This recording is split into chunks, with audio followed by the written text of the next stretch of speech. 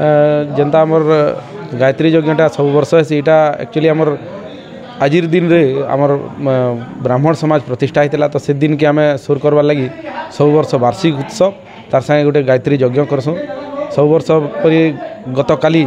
आमर महिला माने कलश आनिक 108 कलश आनिक आमर पाइकमाल शिव मंदिर आनिक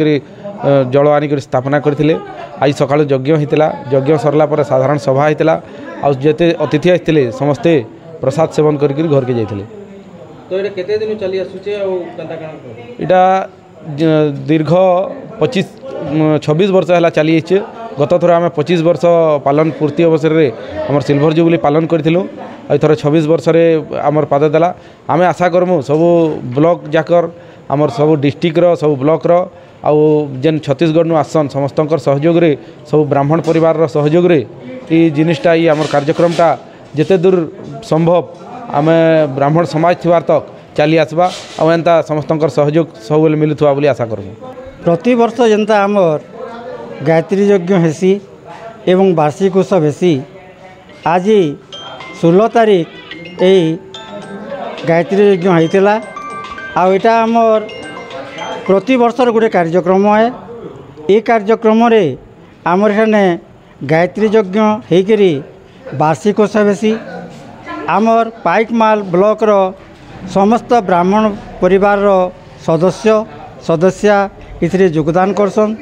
तार बाहर आमर पाखर नुआपड़ा जिला छत्तीसगढ़ स्टेट रो सरेपाली बसना एवं आमर बरगढ़ जिलार आउ 11टा ब्लॉक रो माने निमंत्रित अतिथि माने इनके आसन ये समस्त को लेकरी आमे एटा गोटे कार्यक्रम करसूँ आउ प्रथमे गायत्री यज्ञ हेसी गायत्री यज्ञ पर गोटे साधारण सभा हेसी साधारण सभा आम माने समाज संस्कार समाज रो उन्नति ये विषय आलोचना करसूँ। अतीत 22/10/2000 मसीहा ठारू जिला सम्मेलन गोटे करूँ जिला सम्मेलन रे आमर सारा ओडिशार प्रत्येक जिलार सदस्य आसी आउ से दिन ठारू माँ गायत्री यज्ञ दीर्घ काल है आम कर आसुँ स्थानीय आमर ब्लॉक रो तथा पड़ोसी ब्लॉक रो सबू सदस्य माने सक्रिय अंशग्रहण करसन समस्त सहयोग रे आमर 3टा बाहिनी अच्छन नृसिंह बाहिनी जेनटा युव संगठन गायत्री बाहिनी जेनटा महिला संगठन एवं ब्राह्मण समाज 3टा संगठन ये समस्ते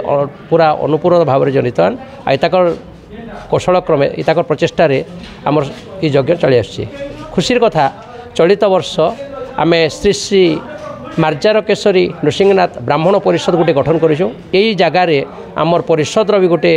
सभा कक्षटे आम मागिचु सभा कक्षटे हो जापे आम इन आउ गोटे यहाँ द्वितीय पर्यायर गोटे फिर गोटे रखमु।